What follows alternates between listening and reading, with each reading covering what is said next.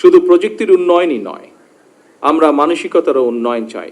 আমরা এমন এক বাংলাদেশ গড়তে চাই যেই বিচার ব্যবস্থায় প্রধানমন্ত্রী কিংবা মন্ত্রী, পুলিশ কর্মকর্তা কিংবা কর্মকর্তা এবং একজন সাধারণ নাগরিকের মধ্যে কোনো তফাৎ থাকবে না। যেই বিচার ব্যবস্থা থাকবে সম্পূর্ণ স্বাধীন এবং ন্যায় বিচার প্রতিষ্ঠার অন্নবদ্ধ পাদপীঠ। আমরা বিশ্বাস করি access to justice for all. ন্যায় বিচার কোনো দয়া বা করুণার বিষয় নয়, এটি প্রতিটি নাগরিকের সাংবিধানিক অধিকার। আজকের এই ডিজিটাল উদ্যোগ সেই অধিকার প্রতিষ্ঠার পথে একটি বিশাল মাইল ফলক। আমি আইন মন্ত্রণালয়, কারা কর্তৃপক্ষ এবং এই সিস্টেমের নেপথ্যে কাজ করা সকল আইটি বিশেষজ্ঞ ও কর্মকর্তাদেরকে জানাই আন্তরিক ধন্যবাদ। একই সাথে আমাদের মাননীয় আইনমন্ত্রীকেও আমি ধন্যবাদ জানাই, কারণ আমি জানি এই বিষয়টির সাথে উনি ব্যক্তিগতভাবে জড়িত। উনি ব্যক্তিগত উদ্যোগ নিয়ে এই বিষয়টি, সম্পূর্ণ বিষয়টিকে ত্বরান্বিত করার জন্য অনেক দিন ধরে কাজ করছেন।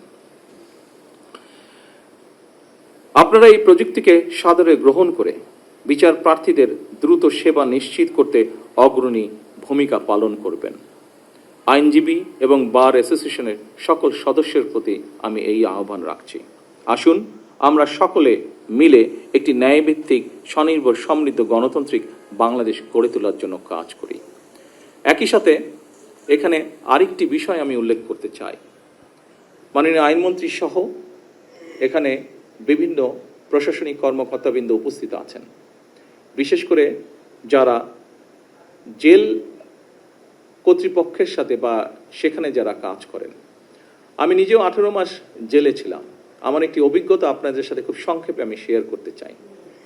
আমি দেখেছি জেলখানায় যতজন মানুষ বন্দি, কয়েদি, যেভাবেই তাদেরকে আমরা ডাকি না কেন, তার মধ্যে আমার অভিজ্ঞতা হচ্ছে প্রায় 30% মানুষ আছে গরিব মানুষ, যারা বিভিন্ন কারণে জেলে গিয়েছে।